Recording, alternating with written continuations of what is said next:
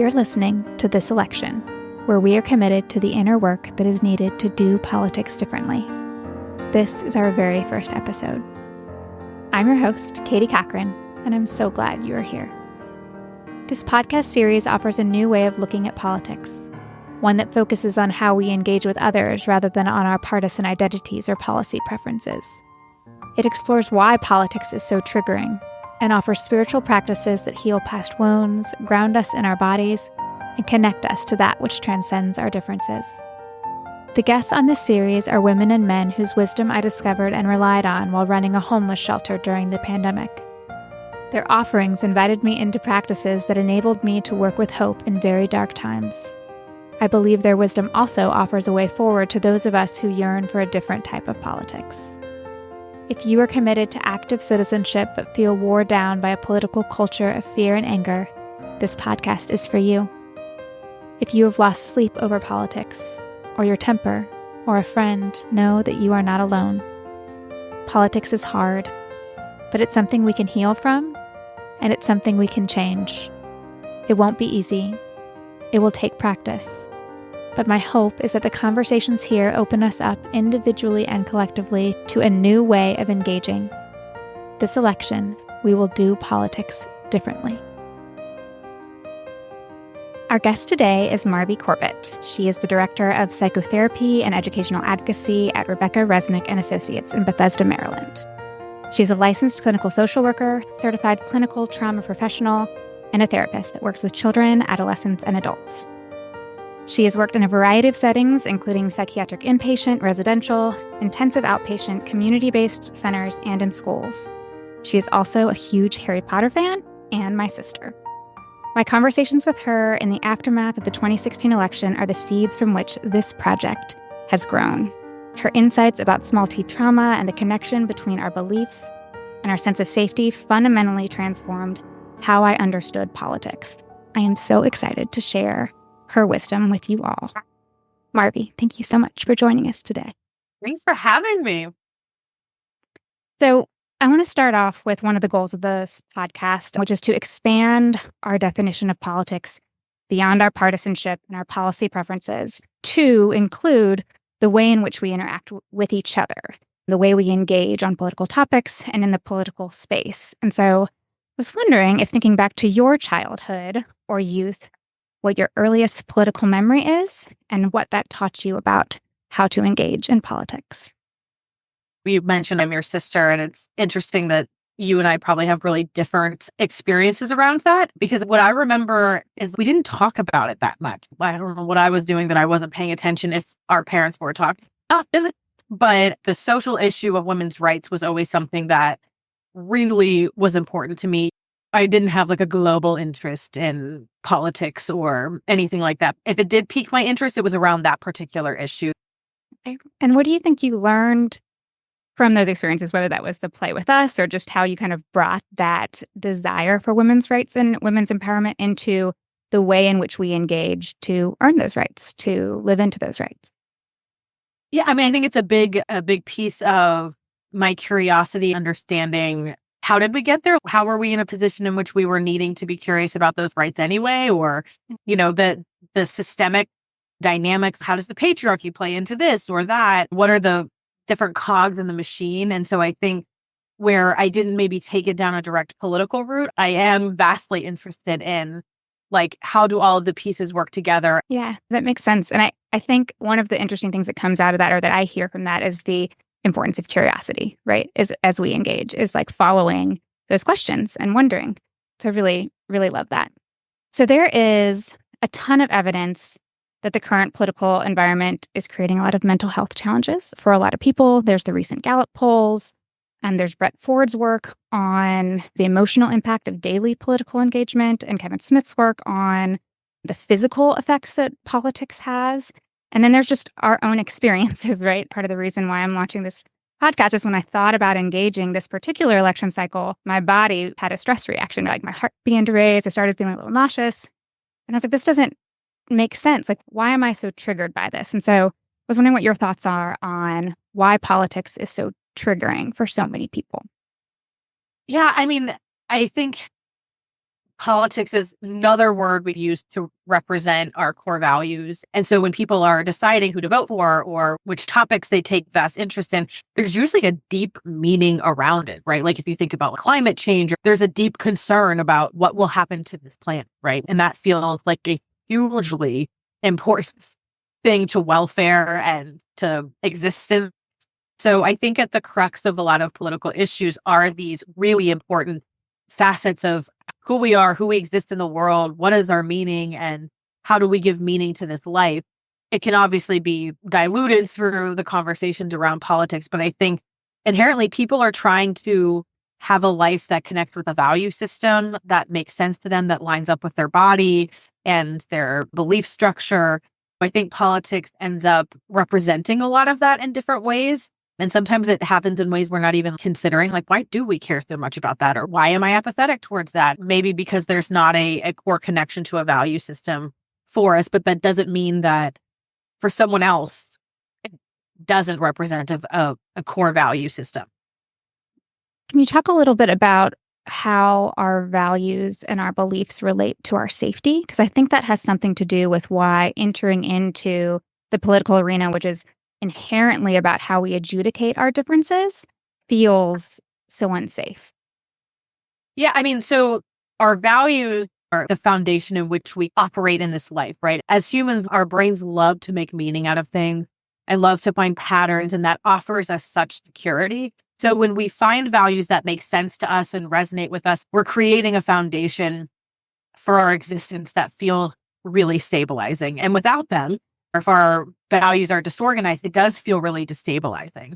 Philosophers have been trying to figure this out for thousands of years, right? Who are we and why are we here? And articulating a value set helps create stability by being like, I have an answer to that. It is really a dysregulating and upsetting thing to not have an answer to that. Like if you recall adolescence of being like, I don't know who I am, that question is a really overwhelming experience. And it's also why when things happen that shakes that up, when the beliefs I held about the world are now no longer true, that is a really dysregulating and destabilizing experience because we need it. Our brains really like there to be meaning and sense out of things. So that's a great segue into what I was going to talk about next, which is this idea of trauma. Like politics, it's a super loaded word that means lots of different things to lots of different people.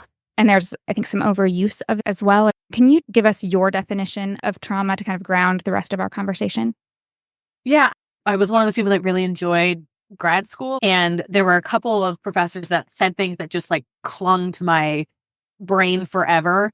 And one of them was talking about that the way that he conceptualized trauma was one, it's on the spectrum. We think of big T traumas, that is what we're thinking of: rape, physical harm, the witnessing of violence, the war, those big things, right? Where actual physical harm is happening or my imminent death is about to happen.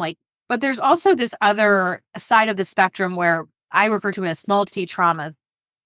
And that's essentially when there is a core belief about ourselves or another person or the world that we once held that is now no longer true. When that core belief is shattered, we have to then give new meaning and figure out well, if that's not true, then what are all the implications of that? And that could be, my core belief was my parents loved each other and now they're getting a divorce. What does that mean about love? Or if best friends are always there for each other and then they start bullying me, what does that then mean about friendship? So it could be a core belief that you hold about yourself. If you act in a way that's outside of your value system, right? If you are someone that felt really strongly about not cheating and you felt stressed about an upcoming test and you ended up cheating, that then is then now who am I if I engage in this? So the small T traumas can exist in any core belief that you once held about yourself, the world, or other people that is now no longer true. And you have to then reorganize yourself, the world, or other people with this new evidence in mind, which can be very overwhelming. I remember when you shared this insight with me as I was kind of grappling with everything, and it was something that really resonated. For me, 2016, it felt like I had lost my conception of country and self. And when I try to describe it to people, I often use the Inside Out movie, and I'm like, all of my islands of personality have just shattered, and I don't know what to do. And so it really resonated for me in the political space because I felt like the politics of that season did end up challenging some core beliefs of mine. And then I didn't know what to do with it. But when you gave me this language around small t trauma, I felt like I could begin to move forward from that to say, okay, well, then what are my new beliefs? Right. And there's a grief period that goes along with it because it feels like we shouldn't have to, right? Like it should still be okay. Like, why did that happen? And so there's movement of grief as we reckon with our core beliefs that we then have to kind of reconfigure. But there is a real grief that is normal and to be expected. And we need to be gentle with ourselves around it. Thank you for that. And not just for me, but for our listeners who might also be kind of grappling with the grief stage and not quite ready to move into that next piece, which is what I hope you talk about next. So tell me about recovery from small t trauma and what that process looks like, and then how we might apply that from wounds that originate from the political realm. I mean, I think it goes back to giving meaning in a way that lines up with your values and makes sense of things. I think because politics is so polarizing, it can be easy to feel afraid of it. If it's okay to give an example about the opposing sides of gun laws, right? Where the people that are anti-gun are like, guns make our communities unsafe. And the people that are for it tend to feel, well, actually, I need this in order to feel safe. What is actually a shared value there is safety and this general feeling that I don't feel safe. And that's something that if we talk about like that piece of it versus, getting into some of the other quagmire, that's a shared human need and desire. We can shift the conversation from my core belief, my value is that everyone deserves dignity or safety. The goal is to kind of reorganize and restate and give new meaning in a way that serves you.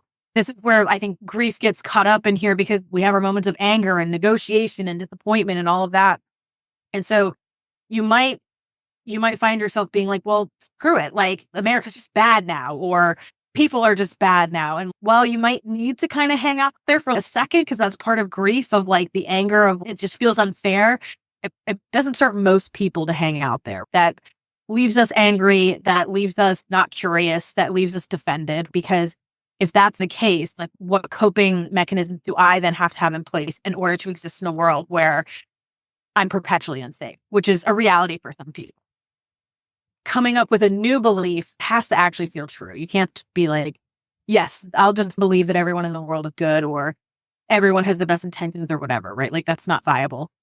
But to have a new belief constructed of the past experience that broke the old belief and something that serves you so that you are not overwhelmed either physiologically or emotionally by the truth of it. Healing has to come down with organizing our thoughts and giving meaning. Part of why trauma is so destabilizing is because it is a very disorganizing event. Our brains really like to have meaning, or really like to have organization around what happened. And when things happen that don't make sense, which is what trauma is, it is working drastically all of the time to try and make it make sense. But you, as the owner of your brain, can try and organize those thoughts in a way that makes sense to you. But if you don't do that, then you're pinging around kind of feeling unsafe.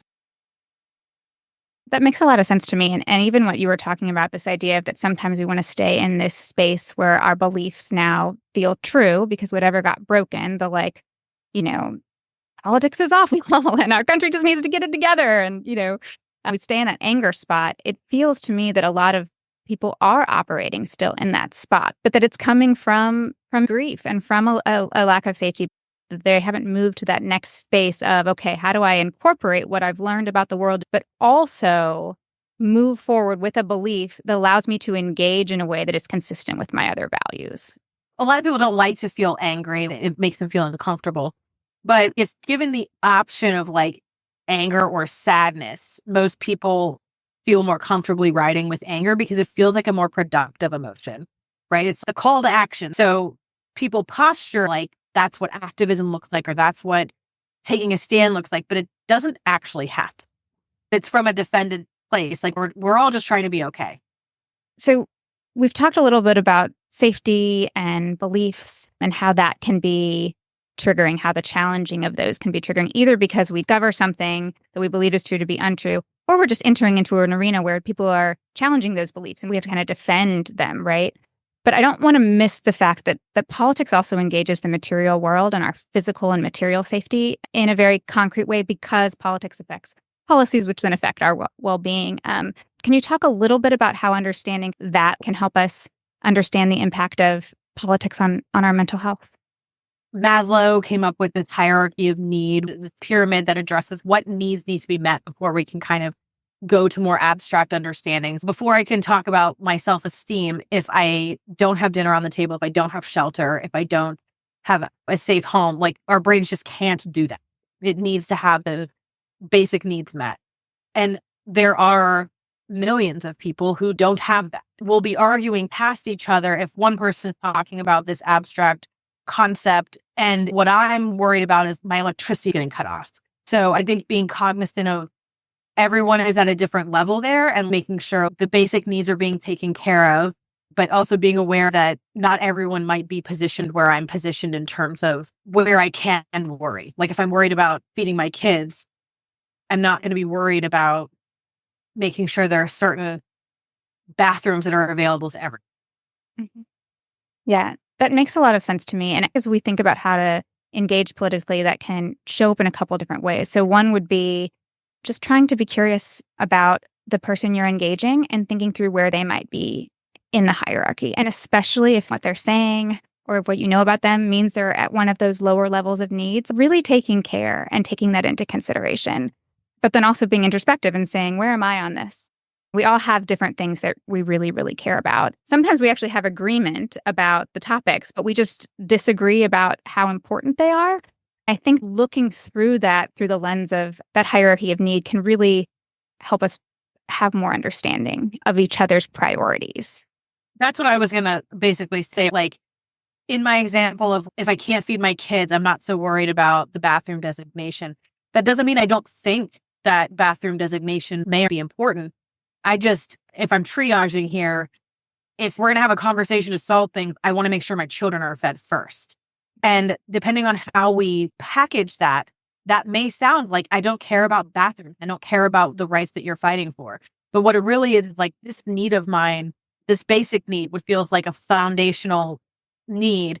I can't address other things until this piece is addressed. Okay. So we've been talking about how politics can be inherently triggering, how sometimes even just engaging politically can be traumatic, and how we kind of begin to recover from that. I want to pivot to thinking about how we create safer political spaces. And here I think the way you distinguish between consent and boundaries is really interesting. So can you talk a little bit about creating safety for others and also creating safety for ourselves? Yeah. So the one thing that popped up in my head when you were talking about creating safety was I do think that there is an anxiety that exists that I need to know everything about what I'm saying before I engage in a conversation. And that's really overwhelming. And so if we're curious about creating a space that feels less stressful, can I have questions and not be met with an overwhelming amount of opinions or judgment? Not knowing everything needs to be an okay thing also. If I engage in a conversation with you, let's just find some information. Like, where do you stand on this? And where do you stand on that? And what do you think of these examples? Because people get very passionate about their belief systems and understanding certain topics, it creates an increase in temperature for people who aren't as comfortable in, like they haven't spent however long researching things or consuming lots of news or media or articles. Let's be curious rather than like, here's these articles that I read, or here's this and that, like, rather than a debate, an actual curiosity and inviting people that don't feel as confident into the conversation. Can we be curious without that feeling threatening to other people?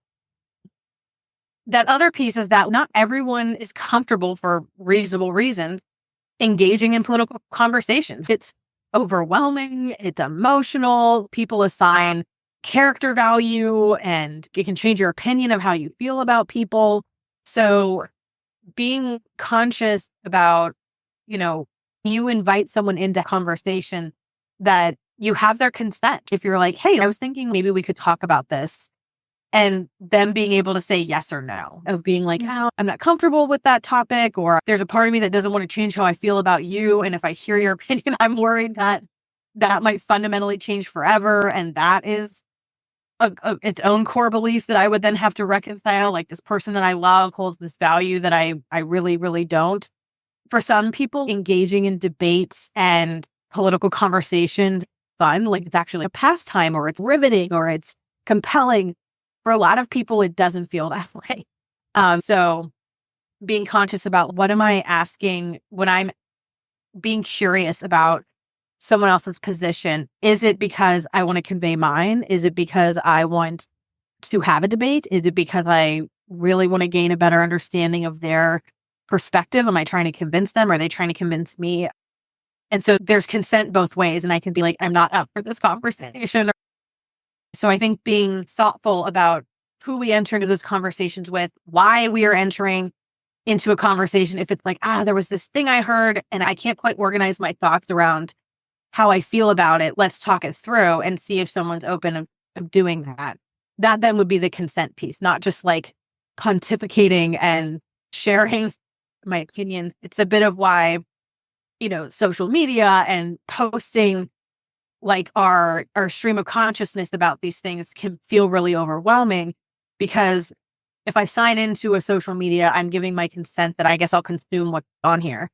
But there is this notion of like this freedom that people feel to just share all of their opinions and beliefs. There's not a lot of consent around that.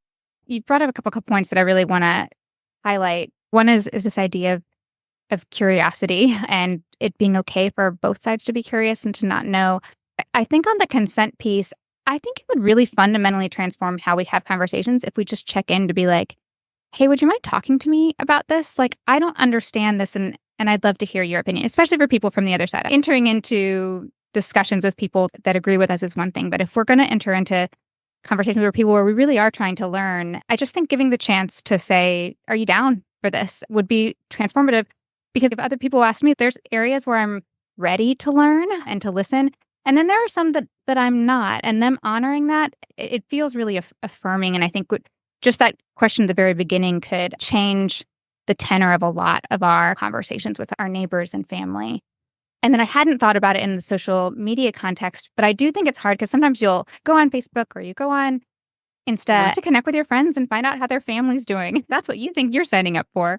But then because of the way the feeds work and the algorithms, now you're consuming political information that you didn't want to consume. And sometimes it's hard to not finish reading it, but it's just the way the feeds work make consent hard, because why people post and why people are following each other may not be the same. And this is, I think, the part of the thread of you're talking about is like, if something pops up on a feed or a comment that I don't agree with, while I can swipe or I can ignore it, there's a part that is like, well, what is that side saying? I kind of need to know what the other side is thinking.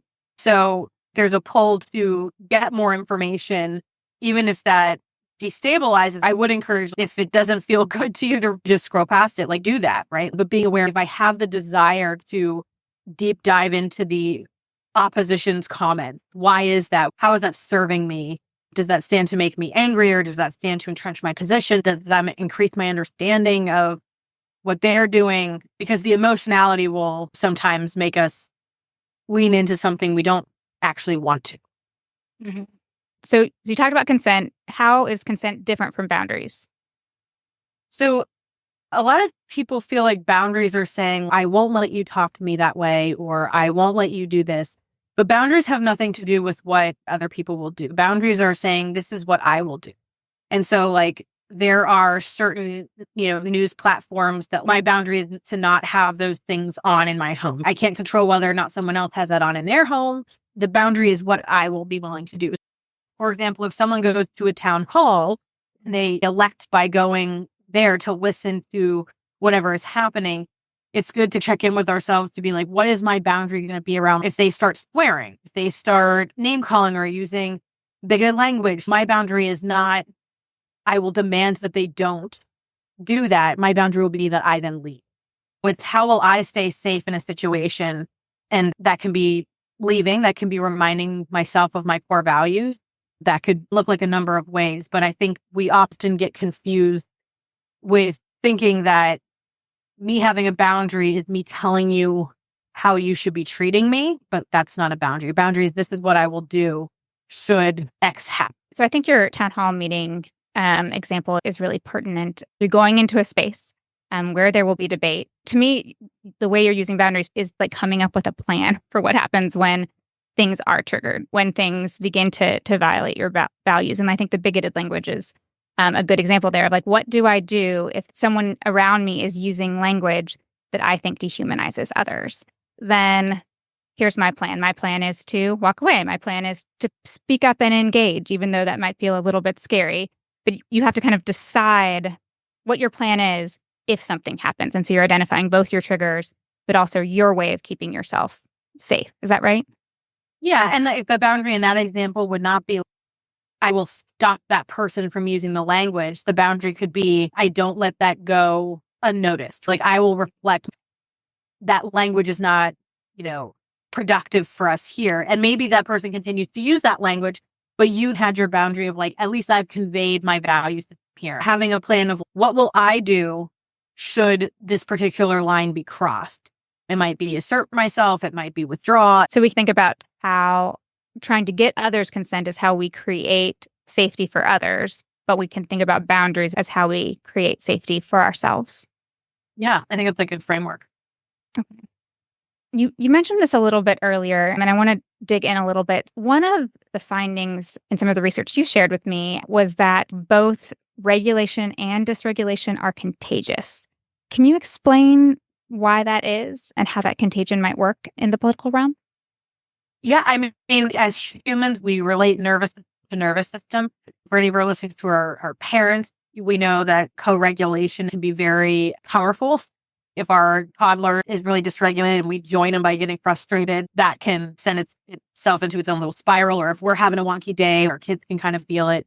So we want to co-regulate in a way that serves us. In the toddler example, what is helpful if my kid is spinning out is to calm my system down and talk with them one-on-one so that they can co-regulate with me versus the other round. When we're in a group together, there is a desire to be on the same regulated frequency. And so if I'm engaging, me staying regulated helps us to have a calm conversation versus if I start getting amped up and dysregulated, the person that I'm talking with might start to assume, wow, like this is very scary for her. So being thoughtful around why are we getting amped up if we're seeking out environments in which we're getting dysregulated around these issues. Why is that? That kind of goes back to my point about anger feeling like this really productive feeling. Maybe we're going into those groups where there's lots of anger and energy because it feels like a productive space, where if I'm in a more calm state, I'm not in fight or flight, I'm a bit more vulnerable, which is why this idea of having these calm conversations can feel a little tricky. But being conscious about those pieces of it, we can invite someone to downregulate with us and have a calm conversation and be curious. Mm-hmm. When I think about co-regulation, I think about some of the stuff I learned when I was working at the shelter, which is that they will copy your body language. If your body language is tense, the person you're talking to is body language is tense. If you cross your arms, they'll cross your arms. But if you are calm, they'll begin to do that too. It's automatic in many ways, this kind of mirroring. So just knowing what you're going into, so you're ready for it. Is this going to be a calm space, or is this going to be a more passionate, engaged space that may begin to feel dysregulating, knowing that's coming, because biologically I can't really do anything about the fact that I will begin to co-regulate, but also the potential to bring the other side down by remaining calm and by staying regulated, which could maybe change the tenor of the conversation. Well, it's kind of like the flight attendant example on a plane, right? Where, like, if I'm afraid to fly and my nervous system is already in a place where I'm in fight or flight, I feel scared. But if the flight attendants are like going about their business, serving the drinks and they're fine, they're not worried, then I don't need to be worried, right? Like, I'm co-regulating with them. Now, if they're freaking out and they're buckled in and holding on for dear life because of the turbulence, that's my signal. Like, okay, maybe it makes sense to freak out. When people are really dysregulated around us, it's going to enter into our brain like, is that because I'm unsafe? Is there something bad happening here? Do I need to heighten my nervous system to prepare me to take care of something? Those questions come up when you are around other people who are either becoming dysregulated or are dysregulated. I feel like I am the worst person to sit next to in the plane because I'm gripping and sending signals that I'm not safe, even when it's totally fine. So don't co-regulate with me on the airplanes. But I also want to say, in respect to politics, dysregulation, it feels like a very clinical term and one people don't use a lot with respect to themselves necessarily, to be like, I'm super dysregulated right now. Maybe some do who have, are either trained or have been to therapy and have this language around us. But for me in politics, the words that come up are fear and anger. So if we enter an environment, I think what you said before about like, you're looking at something and you're seeing is the reason this person is acting, is it because something unsafe is about to happen? And so when we meet people who are angry or who are operating out of this sense of fear, which I think both parties are very engaged in fear-based rhetoric and pretty drastic fear-based rhetoric. So I think part of applying this psychological concept is saying, okay, here's anger, here's fear. When I see that, my body is automatically going to begin to scan because it knows that anger and fear come from a lack of safety. Would you say that's right? Yeah. And our brains do this really fast. Like we almost can't help it, right? Yes, it's automatic. But like your flight attendant example, or sitting next to someone who is much calmer than you in the plane, if we enter the political space, even if there's anger and fear, if we come in emanating a sense of safety and like, it is okay to have this conversation. It is okay to be curious and to not know and to do all of those things. That can begin to affect other people's sense of safety too, right? Because they see us and they're like, that person doesn't feel unsafe. So maybe my environment is not as scary as I thought it was. Well, and like a lot of people will end up having these conversations with family and friends. And there is a piece that needs to be reassuring that our relationship will be okay at the end of this conversation. So if someone's getting amped up, one of the thoughts of like, well, what happens to this relationship? I've never seen you yell this way, or I've never seen you speak in this manner. And that feels really disconcerting and it's disorganizing. When someone's getting really upset, there is that fear of, will this relationship recover from that? Being aware of the relational impacts of having these conversations. We want to take good care in that way too, of being like, there's still a person behind these positions and beliefs. Well, and I think then it goes back to that consent piece that you were talking about, as if we began those conversations with like, hey, is it okay that we talk about this? It then also opens the door for later, if it's starting to get triggering, to say, hey, it's starting to feel like it's a lot. Like, do we want to walk away from this right now or do we want to keep on going? And then that's a chance to reassure that the relationship's still safe. I still see us as okay, even as we're engaging on this. And it's also okay to begin to disengage because we're going to keep the relationship intact. Right. All right. So we've talked about politics and trauma. We're now going to do the third big topic, which is spirituality. It's the third pillar of cultural change that this election is trying to bring to the forefront. I know your specialty is in trauma, but I was wondering, from that lens, from the clinical lens, what role you think spirituality plays in helping us recover from trauma and also in helping us to enter spaces that are potentially triggering. I think spirituality falls within that realm of like, it's really important to us as humans to make meaning out of things. And so for some people, that answer is through spirituality. For some people, it's not, right? We are all trying to make meaning of this world and our experience. And sometimes that will look spiritual. Have you seen in the ways in which you've helped your clients recover from small T trauma, their own spirituality be helpful in that reorganizing process where you move from these broken beliefs to new ones? Yeah. I mean, it goes back to that organizing thing I keep saying over and over again. Faith has a great organization to it, and it lands and makes sense to a lot of people. It really resonates and feels meaningful and true. That is the crux of healing from small T traumas, however that works for you.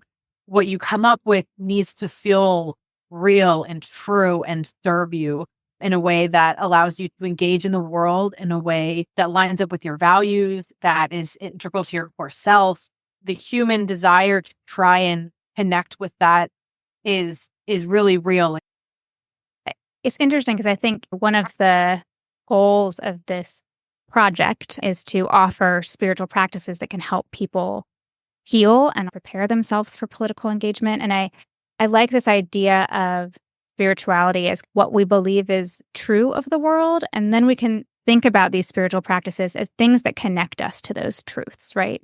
And maybe they're things that help us find those truths. And that can look so many different ways for many different faiths and many different people in everybody's individual experience. But this idea of practicing as a way to both discover and root into those truths that give our life meaning, especially when they're shifting. And that's the task of life too, because there are a lot of things that will shift over the course of our lifetime, right? Our lived experiences impact our perspectives and our understandings. And so this task will likely be asked of us many, many times in our life. And, there are people that resist that task and they're like, nope, this just is what it is. And they do that for safety purposes. For this thing to no longer be true is such an overwhelming idea that it just overwhelms the system. But the reality is that there will be so many things that happen in our life that will require us to do this. And politics is only one small part of that, right? There's a lot of other things that can bring this about. Well, in closing, I want to kind of go back to some of the goals of this election project. And one of those is to empower people to engage in politically healthy ways. The research out there is really interesting that some of the mechanisms by which we regulate in the face of chronic stress or trauma actually decrease political engagement. The goal of this project is not just to help us heal and feel better about our political system or about our political experiences, but also to go back in and engage, hopefully with more knowledge and with some of these practices. We can both be more wholehearted as ourselves, but we can also go out into the world and be active citizens. And so my question to end us off is how this conversation has changed the way you plan to engage politically this season. Yeah, I think I purposely don't ingest a lot of news and politics. It feels overwhelming as a young person. Maybe it felt too complicated, or I felt overwhelmed that I would need to know what my exact position is on a particular issue before engaging in a conversation. I want to be more open about being like, let me be curious, let me try to have the conversation and learn a bit more. And even being one of those people that I don't need to have all the answers in order to engage thoughtfully. That also means I don't need to stay in conversations that I don't want to. I have my boundaries around it, being more intentional about it, which involves reducing my anxiety around it, being like, okay, what happens if I read this or if I have to reconcile some new beliefs? So it's the idea of I'm willing to grow. I'm open to information that might make me rethink certain things. So I think in this political cycle, that will be something I move forward with more intention about. Well, I so appreciate that. And I think that will resonate with a lot of people I know that I went through a phase where I also very deliberately walked away from the news and from political conversations. And I, in an earlier phase of life, was one of those who really loved them. So that feels so true. And I think will be true for a lot of people. I think one of the things that I will take from this conversation is where you began, which is the importance of curiosity. And following our curiosity and also creating space for ourselves and others to be curious in the political realm. That is a value and idea that I will try and bring with me when I read the news and when I chat with people about the election. And even as I begin to think about if I want to get involved in deeper ways, I think I'll just keep that embrace of curiosity front and center. So thank you for that. All right. Well, that is it. I so appreciate you taking your time to share your wisdom and your knowledge with us. I am very grateful. Thank you for inviting me and allowing me to yap about this stuff. I think it's important. At this election, we see politics as practice, and each conversation is paired with a practice or a resource that you can take with you as you heal from and engage the political arena. Marvie has developed a workbook that you can use to understand your triggers, unpack your small T trauma, and create safer political spaces for yourself and others. That workbook can be found in the show notes and on our website at www.thiselection.org/spiritual practices. That page includes offerings from all of our guests, including a free 30-day subscription to the class's digital studio, which incorporates the practices we explore in episode 3 with JC Gossett. I hope Marvie's workbook and the practices from all of our guests connect you to the wisdom within and around you as you seek to be an active citizen this season. You have been listening to This Election, where we explore the inner work that is needed to do politics differently. Today we heard from Marvie Corbett. She practices at Rebecca Resnick & Associates and can be found at their website, www.resnickpsychology.com. Our lovely theme music was written and performed by Ian Cochran and produced by David Cochran. The podcast artwork was created by Kristen Connolly and is available for purchase via her website at love-kristen.com. I am your host, Katie Cochran, and I would love to hear how this landed for you. You can find me on Instagram at katie.m.cochran, or you can send me an email at katie@thiselection.org. If you have enjoyed this conversation, please subscribe, rate, and review the podcast on whatever platform you are listening through. This is the best way to help our vision of a different type of politics reach as many people as possible. Thank you for spending this time with me and for the work you are doing to heal our politics.